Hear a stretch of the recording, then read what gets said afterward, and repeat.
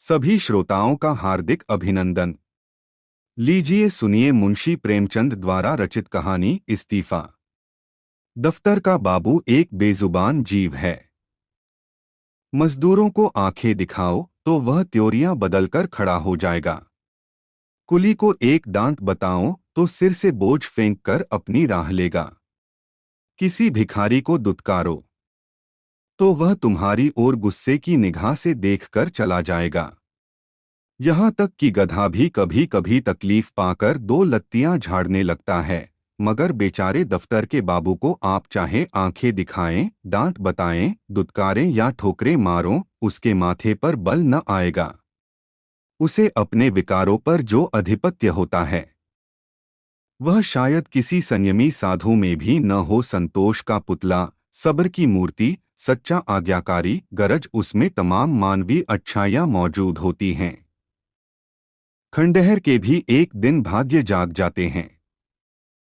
दिवाली के दिन उस पर भी रोशनी होती है, बरसात में उस पर हरियाली छाती है, प्रकृति की दिलचस्पियों में उसका भी हिस्सा है। मगर इस गरीब बाबू के नसीब कभी नहीं जागते। इसकी अंधेरी तकदीर में रोशनी का जलावा कभी नहीं दिखाई देता। इसके पीले चेहरे पर कभी मुस्कुराहट की रोशनी नजर नहीं आती।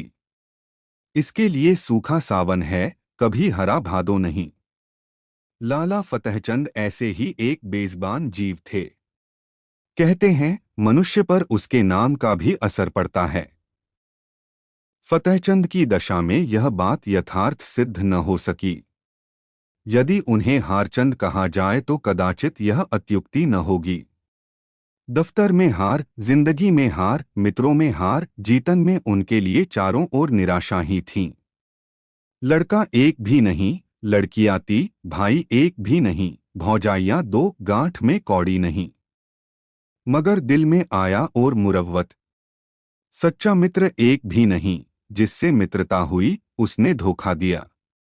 इस पर तंदुरुस्ती भी अच्छी नहीं, 32 साल की अवस्था में बाल खिचड़ी हो गए थे।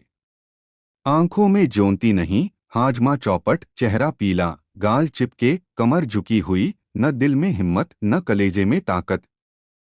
9 बजे दफ्तर जाते और 6 बजे शाम को लौटकर घर आते।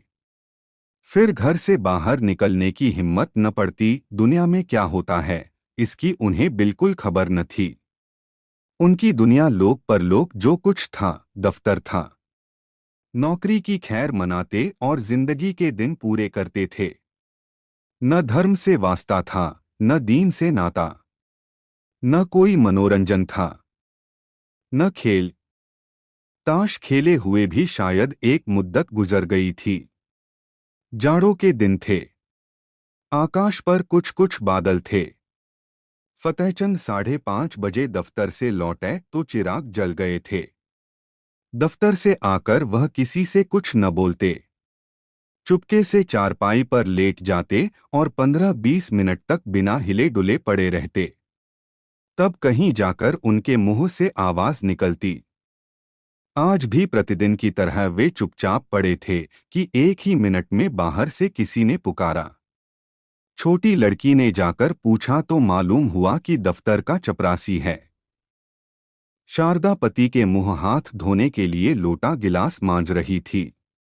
बोली, उससे कह दे क्या काम है। अभी तो दफ्तर से आए ही हैं और बुलावा आ गया है। चपरासी ने कहा है अभी फिर बुला लाऊं, कोई बड़ा जरूरी काम है। फतेहचंद की खामोशी टूट गई। उन्होंने सिर उठाकर पूछा, क्या बात है। शारदा, कोई नहीं, दफ्तर का चपरासी है। फतेहचंद ने सहम कर कहा, दफ्तर का चपरासी? क्या साहब ने बुलाया है? शारदा, हाँ कहता है, साहब बुला रहे हैं। यह कैसा साहब है तुम्हारा? जब देखा तब बुलाया करता है। सवेरे के गए अभी मकान लौटे हो, फिर अभी बुलावा आ गया। फतेहचंद ने संभल कर कहा, जरा सुन लूं, किस लिए बुलाया है। मैंने सब काम खत्म कर दिया था, अभी आता हूं। शारदा, जरा जलपान तो करते जाओ, चपरासी से बातें करने लगोगे तो तुम्हें अंदर आने की याद भी न रहेंगी। यह कहकर वह एक प्याली में थोड़ी सी दालमोट और सेव लाई। फतेहचंद उठकर खड़े हो गए, किंतु खाने की चीजें देखकर वह चारपाई पर बैठ गए और प्याली की ओर चाव से देखकर डरते हुए बोले, लड़कियों को दे दिया है न? शारदा ने आंखें चढ़ाकर कहा, हाँ हाँ दे दिया है, तुम तो खाओ। इतने में चपरासी ने फिर पुकार, बाबूजी, हमें बड़ी देर हो रही है। शारदा, कह क्यों नहीं देते कि इस वक्त न आएंगे? फतेहचंद ने जल्दी जल्दी दालमोट की 2-3 फांकियां लगाई, एक गिलास पानी पिया और बाहर की तरफ दौड़े। शारदा पान बनाती ही रह गई। चपरासी ने कहा, बाबूजी, आपने बड़ी देर कर दी, अब जरा लपके चलिए, नहीं तो जाते ही डांट बताएगा। फतेहचंद ने 2 कदम दौड़कर कहा, चलेंगे तो भाई आदमी ही की तरह, चाहे डांट लगाएं या दांत दिखाएं, हमसे दौड़ा नहीं जाता। बंगले ही पर है न? चपरासी, भला वह दफ्तर क्यों आने लगा? बादशाह है कि दिल लगी? चपरासी तेज चलने का आदी था। बेचारे बाबू फतेहचंद धीरे धीरे जाते थे। थोड़ी ही दूर चलकर हाँफ उठे, मगर मर्द तो थे ही, यह कैसे कहते कि भाई जरा और धीरे चलो। हिम्मत करके कदम उठाते जाते थे, यहाँ तक कि जांघों में दर्द होने लगा और आधा रास्ता खत्म होते होते पैरों ने उठने से इनकार कर दिया। सारा शरीर पसीने से तर हो गया, सिर में चक्कर आ गया, आंखों के सामने तितलियां उड़ने लगीं। चपरासी ने ललकारा, जरा कदम बढ़ाए चलो बाबू। फतेहचंद बड़ी मुश्किल से बोले, तुम जाओ, मैं आता हूं। वे सड़क के किनारे पटरी पर बैठ गए और सिर को दोनों हाथों से थाम कर दम मारने लगे। चपरासी ने इनकी यह दशा देखी तो आगे बढ़ा। फतेहचंद डरे कि यह शैतान जाकर न जाने साहब से क्या कह दे तो गजब ही हो जाएगा। जमीन पर हाथ टेक कर उठे और फिर चले, मगर कमजोरी से शरीर हाँफ रहा था। इस समय कोई बच्चा भी उन्हें जमीन पर गिरा सकता था। बेचारे किसी तरह गिरते पड़ते साहब के बंगले पर पहुंचे। साहब बंगले पर टहल रहे थे, बार बार फाटक की तरफ देखते थे और किसी को आते न देखकर मन में झल्लाते थे। चपरासी को देखते ही आंखें निकालकर बोले, इतनी देर कहाँ था? चपरासी ने बरामदे की सीढ़ी पर खड़े खड़े कहा, हुजूर, जब वह आए तब तो मैं दौड़ा चला आ रहा हूं।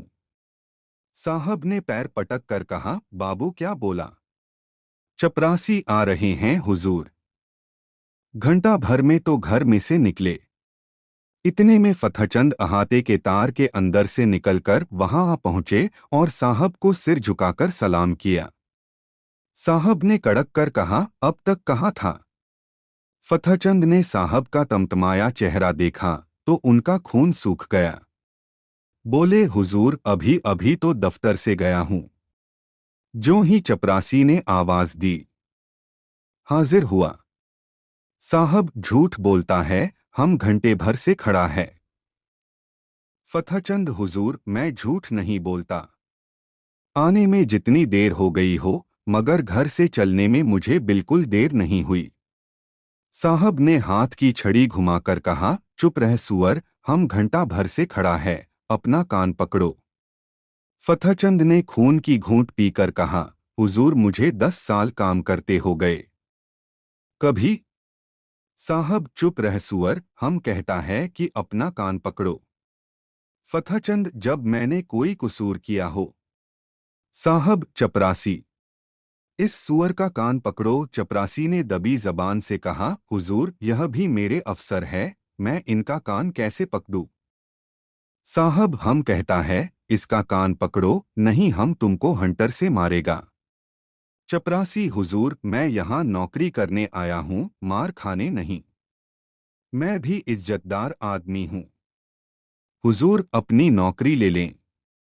आप जो हुक्म दें वह बजा लाने को हाजिर हूँ, लेकिन किसी की इज्जत नहीं बिगाड़ सकता। नौकरी तो 4 दिन की है। 4 दिन के लिए क्यों जमाने भर से बिगाड़ करें। साहब अब क्रोध को न बर्दाश्त कर सके।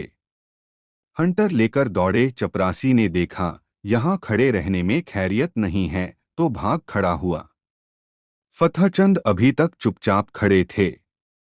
चपरासी को न पाकर उनके पास आया और उनके दोनों कान पकड़कर हिला दिया। बोला, तुम सुअर गुस्ताखी करता है, जाकर ऑफिस से फाइल लाओ। फतहचंद ने कान हिलाते हुए कहा, कौन सा फाइल? तुम बहरा है, सुनता नहीं? हम फाइल मांगता है।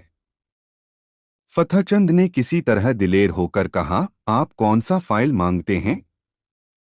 साहब वही फाइल जो हम मांगता है। वही फाइल लाओ, अभी लाओ।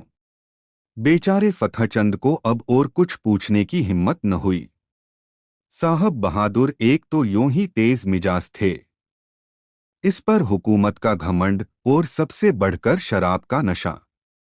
हंटर लेकर पिल पड़ते तो बेचारे क्या कर लेते। चुपके से दफ्तर की तरफ चल पड़े। साहब ने कहा, दौड़ कर जाओ। दौड़ो। फतहचंद ने कहा, हुजूर मुझसे दौड़ा नहीं जाता। साहब, ओ तुम बहुत सुस्त हो गया है, हम तुमको दौड़ना सिखाएगा।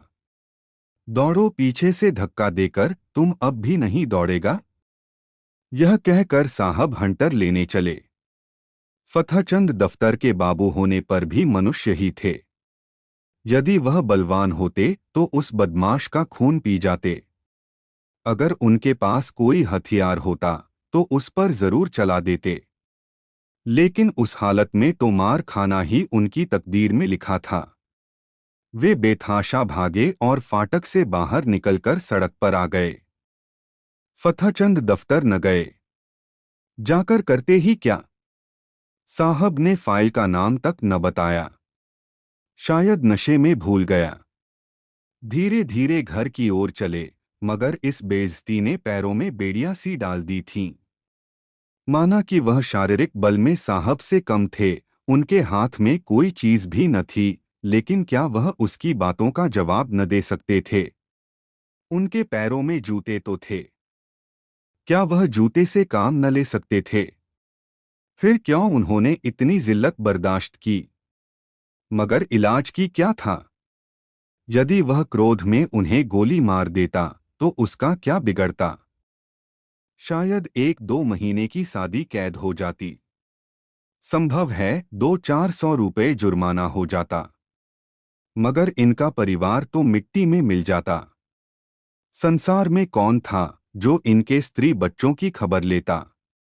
वह किसके दरवाजे हाथ फैलाते? यदि उसके पास इतने रुपए होते जिससे उनके कुटुंब का पालन हो जाता तो वह आज इतनी जिल्लत न सहते। या तो मर ही जाते या उस शैतान को कुछ सबक ही दे देते। अपनी जान का उन्हें डर न था। जिंदगी में ऐसा कौन सुख था जिसके लिए वह इस तरह डरते? ख्याल था सिर्फ परिवार के बर्बाद हो जाने का। आज फतहचंद को अपनी शारीरिक कमजोरी पर जितना दुख हुआ उतना और कभी न हुआ था। अगर उन्होंने शुरू ही से तंदुरुस्ती का ख्याल रखा होता, कुछ कसरत करते रहते, लकड़ी चलाना जानते होते, तो क्या इस शैतान की इतनी हिम्मत होती कि वह उनका कान पकड़ता, उसकी आंखें निकला लेते? कम से कम उन्हें घर से एक छुरी लेकर चलना था। और न होता तो 2-4 हाथ जमाते ही पीछे देखा जाता, जेल जाना ही तो होता या और कुछ। वे ज्यों-ज्यों आगे बढ़ते थे, त्यों-त्यों उनकी तबीयत अपनी कायरता और बोदेपन पर और भी झल्लाते थे। अगर वह उचक्कर उसके 2-4 थप्पड़ लगा देते तो क्या होता? यही न कि साहब के खानसामे बैरे सब उन पर पिल पड़ते और मारते मारते बेदम कर देते। बाल बच्चों के सिर पर जो कुछ पड़ती, साहब को इतना तो मालूम हो जाता कि बेगुनाह गरीब को जलील करना आसान नहीं। आखिर आज मैं मर जाऊं तो क्या हो? तब कौन मेरे बच्चों का पालन करेगा? तब उनके सिर जो कुछ पड़ेगी वह आज ही पड़ जाती तो क्या हर्ज था? इस अंतिम विचार ने फतहचंद के हृदय में इतना जोश भर दिया कि वह लौट पड़े और साहब से जिल्लत का बदला लेने के लिए 2-4 कदम चले। मगर फिर ख्याल आया, आखिर जो कुछ जिल्लत होनी थी वह तो हो ही ली, कौन जाने बंगले पर हो या क्लब चला गया हो। उसी समय उन्हें शारदा की बेकसी और बच्चों का बिना बाप के जाने का ख्याल भी आ गया। फिर लौटे और घर चले। घर में जाते ही शारदा ने पूछा, किस लिए बुलाया था, बड़ी देर हो गई। फतहचंद ने चारपाई पर लेटते हुए कहा, नशे की सनक थी, और क्या। शैतान ने मुझे गालियां दी, जलील किया, बस यही रट लगाए हुए था कि देर क्यों की। निर्दयी ने चपरासी से मेरा कान पकड़ने को कहा। शारदा ने गुस्से में आकर कहा, तुमने एक जूता उतार कर दिया नहीं सुअर को। फतहचंद, चपरासी बहुत शरीफ है। उसने साफ कह दिया, हुजूर मुझसे यह काम न होगा। मैंने भले आदमियों की इज्जत उतारने के लिए नौकरी नहीं की थी। वह उसी वक्त सलाम करके चला गया। शारदा, यही बहादुरी है। तुमने उस साहब को क्यों नहीं फटकारा। फतहचंद, फटकारा क्यों नहीं, मैंने भी खूब सुनाई। वह छड़ी लेकर दौड़ा, मैंने भी जूता संभाला। उसने मुझे छड़ियां जमाई, मैंने भी कई जूते लगाए। शारदा ने खुश होकर कहा, सच। इतना सा मुंह हो गया होगा उसका। फतहचंद, चेहरे पर झाड़ू सी फिरी हुई थी। शारदा, बड़ा अच्छा किया तुमने, और मारना चाहिए था। मैं होती तो बिना जान लिए न छोड़ती। फतहचंद, मार तो आया हूं, लेकिन अब खैरियत नहीं है। देखो क्या नतीजा होता है। नौकरी तो जाएगी ही, शायद सजा भी काटनी पड़े। शारदा, सजा क्यों काटनी पड़ेगी। क्या कोई इंसाफ करने वाला नहीं है। उसने क्यों गालियां दी, क्यों छड़ी जमाई। फतहचंद, उसके सामने मेरी कौन सुनेगा। अदालत भी उसी की तरफ हो जाएगी। शारदा, हो जाएगी, हो जाए, मगर देख लेना अब किसी साहब की यह हिम्मत न होगी कि किसी बाबू को गालियां दे बैठे। तुम्हें चाहिए था कि ज्यों ही उसके मुंह से गालियां निकली, लपक कर एक जूता रसीद कर देते। फतहचंद, तो फिर इस वक्त जिंदा लौट भी न सकता। जरूर मुझे गोली मार देता। शारदा, देखी जाती। फतहचंद ने मुस्कराकर कहा, फिर तुम लोग कहाँ जाती। शारदा, जहां ईश्वर की मर्जी होती। आदमी के लिए सबसे बड़ी चीज इज्जत है। इज्जत गंवाकर बाल बच्चों की परवरिश नहीं की जाती। तुम उस शैतान को मार का आए होते तो मैं गुरूर से फूली नहीं समाती। मार खाकर उठते तो शायद मैं तुम्हारी सूरत से भी घृणा करती। यूं जबान से चाहे कुछ न कहती, मगर दिल से तुम्हारी इज्जत जाती रहती। अब जो कुछ सिर पर आएगी, खुशी से झेल लूंगी। कहाँ जाते हो, सुनो सुनो, कहाँ जाते हो। फतहचंद दीवाने होकर जोश में घर से निकल पड़े। शारदा पुकारती रह गई। वह फिर साहब के बंगले की तरफ जा रहे थे। डर से सहमे हुए नहीं, बल्कि गुरूर से गर्दन उठाए हुए। पक्का इरादा उनके चेहरे से झलक रहा था। उनके पैरों में वह कमजोरी, आंखों में वह बेकसी न थी। उनकी काया पलट सी हो गई थी। वह कमजोर बदन, पीला मुखड़ा, दुर्बल बदन वाले दफ्तर के बाबू की जगह अब मर्दाना चेहरा, हिम्मत भरा हुआ, मजबूत गठा और जवान था। उन्होंने पहले एक दोस्त के घर जाकर उसका डंडा लिया और अकड़ते हुए साहब के बंगले पर जा पहुंचे। इस वक्त 9 बजे थे। साहब खाने की मेज पर थे। मगर फतहचंद ने आज उनके मेज पर से उठ जाने का इंतजार न किया। खानसामा कमरे से बाहर निकला और वह चिक उठाकर अंदर गए। कमरा प्रकाश से जगमगा रहा था। जमीन पर ऐसी कालीन बिछी हुई थी जैसी फतहचंद की शादी में भी नहीं बिछी होगी। साहब बहादुर ने उनकी तरफ क्रोधित दृष्टि से देखकर कहा, तुम क्यों आया। बाहर जाओ, क्यों अंदर चला आया। फतहचंद ने खड़े खड़े डंडा संभाल कर कहा, तुमने मुझसे अभी फाइल मांगा था, वही फाइल लेकर आया हूँ। खाना खा लो तो दिखाऊं। तब तक मैं बैठा हूँ। इत्मीनान से खाओ, शायद वह तुम्हारा आखिरी खाना होगा। इसी कारण खूब पेट भर खा लो। साहब सन्नाटे में आ गए। फतहचंद की तरफ डर और क्रोध की दृष्टि से देखकर कांप उठे। फतहचंद के चेहरे पर पक्का इरादा झलक रहा था। साहब समझ गए, यह मनुष्य इस समय मरने मारने के लिए तैयार होकर आया है। ताकत में फतहचंद उनसे पासन भी नहीं था, लेकिन यह निश्चय था कि वह ईंट का जवाब पत्थर से नहीं बल्कि लोहे से देने को तैयार है। यदि वह फतहचंद को बुरा भला कहते हैं तो क्या आश्चर्य है कि वह डंडा लेकर पिल पड़े। हाथापाई करने में यद्यपि उन्हें जीतने में जरा भी संदेह नहीं था, लेकिन बैठे बैठाए डंडे खाना भी तो कोई बुद्धिमानी नहीं है। कुत्ते को आप डंडे से मारिए, ठुकराइए, जो चाहे कीजिए, मगर उसी समय तक जब तक वह गुर्राता नहीं। एक बार गुर्रा कर दौड़ पड़े तो फिर देखे आप हिम्मत कहाँ जाती हैं। यही हाल उस वक्त साहब बहादुर का था। जब तक यकीन था कि फतहचंद घुड़की, गाली, हंटर, ठोकर सब कुछ खामोशी से सह लेगा, तब तक आप शेर थे। अब वह त्योरिया बदले, डंडा संभाले, बिल्ली की तरह घात लगाए खड़ा है। जबान से कोई कड़ा शब्द निकला और उसने डंडा चलाया। वह अधिक से अधिक उसे बर्खास्त कर सकते हैं। अगर मारते हैं तो मार खाने का भी डर है। उस पर फौजदारी में मुकदमा दायर हो जाने का अंदेशा, माना कि वह अपने प्रभाव और ताकत से उसको जेल में डलवा देंगे। परंतु परेशानी और बदनामी से किसी तरह न बच सकते थे। एक बुद्धिमान और दूरदर्शी आदमी की तरह उन्होंने यह कहा, ओहो, हम समझ गया, आप हमसे नाराज हैं। हमने क्या आपको कुछ कहा है? आप क्यों हमसे नाराज हैं? फतहचंद ने तनकर कहा, तुमने अभी आध घंटा पहले मेरे कान पकड़े थे और मुझे सैकड़ों उलझलूल बातें कही थीं। क्या इतनी जल्दी भूल गए? साहब, मैंने आपका कान पकड़ा। आहा हा हा हा। क्या मजाक है? क्या मैं पागल हूं या दीवाना? फतहचंद, तो क्या मैं झूठ बोल रहा हूं? चपरासी गवाह है। आपके नौकर चाकर भी देख रहे थे।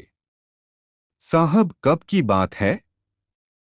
फतहचंद, अभी अभी, कोई आधा घंटा हुआ। आपने मुझे बुलवाया था और बिना कारण मेरे कान पकड़े और धक्के दिए थे। साहब, ओ बाबूजी, उस वक्त हम नशा में था। बेहरा ने हमको बहुत दे दिया था। हमको कुछ खबर नहीं क्या हुआ माई गाय। हमको कुछ खबर नहीं। फतहचंद, नशा में अगर तुमने गोली मार दी होती तो क्या मैं मर न जाता? अगर तुम्हें नशा था और नशा में सब कुछ मुआफ है तो मैं भी नशे में हूं। सुनो मेरा फैसला, या तो अपने कान पकड़ो कि फिर कभी किसी भले आदमी के संग ऐसा बर्ताव न करोगे, या मैं आकर तुम्हारे कान पकड़ूंगा। समझ गए कि नहीं? इधर उधर हिलो नहीं। तुमने जगह छोड़ी और मैंने डंडा चलाया। फिर खोपड़ी टूट जाए तो मेरी खता नहीं। मैं जो कुछ कहता हूं वह करते चलो, पकड़ो कान। साहब ने बनावटी हंसी हंसकर कहा, वे बाबूजी, आप बहुत दिल लगी करता है। अगर हमने आपको बुरा बात कहता है तो हम आपसे माफी मांगता है। फतहचंद, डंडा तौलकर नहीं, कान पकड़ो। साहब आसानी से इतनी जिल्लत न सह सके। लपक कर उठे और चाहा कि फतहचंद के हाथ से लकड़ी छीन लें, लेकिन फतहचंद गाफिल न थे। साहब मेज पर से उठने न पाए थे कि उन्होंने डंडेन का भरपूर और तुला हुआ हाथ चलाया। साहब तो नंगे सिर थे ही, चोट सिर पर पड़ गई।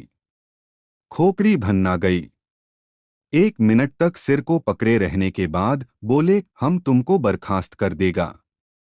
फतहचंद, इसकी मुझे परवाह नहीं, मगर आज मैं तुमसे बिना कान पकड़ाए नहीं जाऊंगा। कान पकड़कर वादा करो कि फिर किसी भले आदमी के साथ ऐसा बेअदबी न करोगे, नहीं तो मेरा दूसरा हाथ पड़ना ही चाहता है। यह कहकर फतहचंद ने फिर डंडा उठाया। साहब को अभी तक पहली चोट न भूली थी। अगर कहीं यह दूसरा हाथ पड़ गया तो शायद खोपड़ी खुल जाए। कान पर हाथ रखकर बोले, अब आप खुश हुआ? फिर तो कभी किसी को गाली न दोगे? कभी नहीं। अगर फिर कभी ऐसा किया तो समझ लेना मैं कहीं बहुत दूर नहीं हूं, अब किसी को गाली न देगा। अच्छी बात है, अब मैं जाता हूं। आज से मेरा इस्तीफा है। मैं कल इस्तीफा में यह लिखकर भेजूंगा कि तुमने मुझे गालियां दी, इसलिए मैं नौकरी नहीं करना चाहता। समझ गए? साहब, आप इस्तीफा क्यों देता है? हम तो बर्खास्त नहीं करता। फतहचंद, अब तुम जैसे पाजी आदमी की मातहती नहीं करूंगा। यह कहते हुए फतहचंद कमरे से बाहर निकले और बड़े इत्मीनान से घर चले। आज उन्हें सच्ची विजय की प्रसन्नता का अनुभव हुआ। उन्हें ऐसी खुशी कभी नहीं प्राप्त हुई थी। यही उनके जीवन की पहली जीत थी।